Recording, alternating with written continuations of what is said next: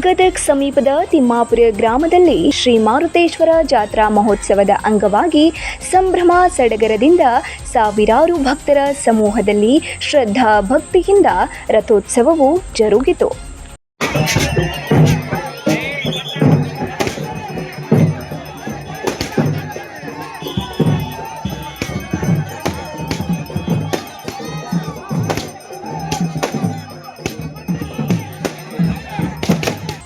ದೇವಸ್ಥಾನಕ್ಕೆ ವಿದ್ಯುತ್ ದೀಪ ಮತ್ತು ಹೋಮಾಲಿಗಳಿಂದ ದೇವಸ್ಥಾನವನ್ನ ಅಲಂಕಾರದೊಂದಿಗೆ ಭಕ್ತರಿಗೆ ದರ್ಶನಕ್ಕೆ ಅವಕಾಶ ಮಾಡಿಕೊಡಲಾಗಿತ್ತು.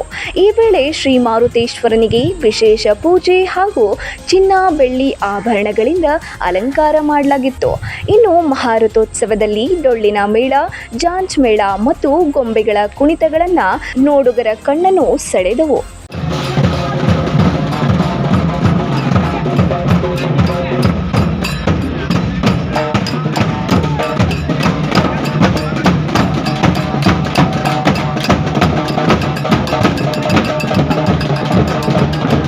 ರಥವನ್ನು ಗ್ರಾಮದ ಪ್ರಮುಖ ಬೀದಿಯಲ್ಲಿ ಸಂಚರಿಸುವ ಸಂದರ್ಭದಲ್ಲಿ ಭಕ್ತರು ಉತ್ತತ್ತಿ, ಬಾಳೆಹಣ್ಣು ಮತ್ತು ಫಲ ಪುಷ್ಪಗಳನ್ನು ರಥದ ಮೇಲೆ ಎಸೆಯುವುದರ ಮೂಲಕ ಗೋವಿಂದ ಗೋವಿಂದ ಹರ ಹರ ಮಹಾದೇವ ಮಾರುತೇಶ್ವರ ಮಹಾರಾಜಕಿ ಜೈ ಎಂದು ಘೋಷಣೆಗಳನ್ನು ಕೂಗುತ್ತಾ ಭಕ್ತಿ ಪರಾಕಾಷ್ಠೆಯನ್ನ ಮೆರೆದರು.